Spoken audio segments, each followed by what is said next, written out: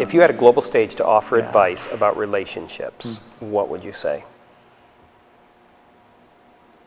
I would say for your marriage, in particular, like, it's really important that you fight drift. So, you mentioned this word earlier, but like, if it's just really easy to kind of get comfortable in life. You both get busy, like you're tending to your family and you have activities and like your own individual, like things that you want to do and interests, ways you want to grow. And it's just really easy to subtly drift away and not realize it until you just are like, what is going on? And so we fight that by trying to date every week, and we've been really blessed having David's mom in town, so we don't have to struggle with babysitting. Now that our kids are older, it's easier, but dating intentionally, and then also just like consciously thinking through, like, how many hours are we spending together this week? How many hours have we been together? And trying to make it a goal, like, to have as many hours as possible. And some weeks are a lot better than others, but actually, like, thinking it through and being intentional is so important.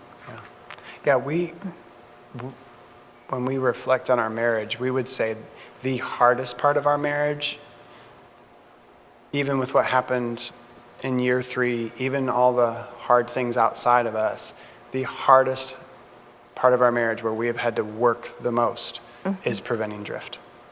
It's just so easy. And I think we would say too, from our marriage counseling experience with couples, as in my pastoral role, either that I've done individually or that the times we've done it together, even if there's been mistakes by one or the other of the couple, almost always it's drift that led to that choice. So drift can lead to potentially the deeply tragic choice of that could be an affair, but drift can be just also lead to just the eventual separation of the kids are out of the house, we're empty nesters, and hi, what's your name? We haven't been together for 25 years as we raised kids, And so it is work.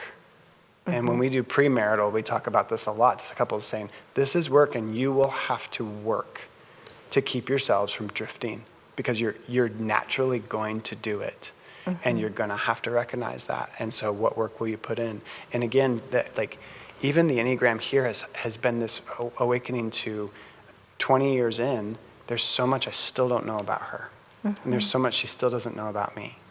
And when you have that mentality, I think that helps prevent drift, because then there's still interest of like, oh, you still see things differently than I even recognized after 20 years. Fight drift. That's great advice. Great advice. Well, I think that wraps it up. Thank you for coming. A lot of wisdom. I know that I'm going to rewatch this and take a lot of notes. So thanks for having us, and we will wrap it up right there.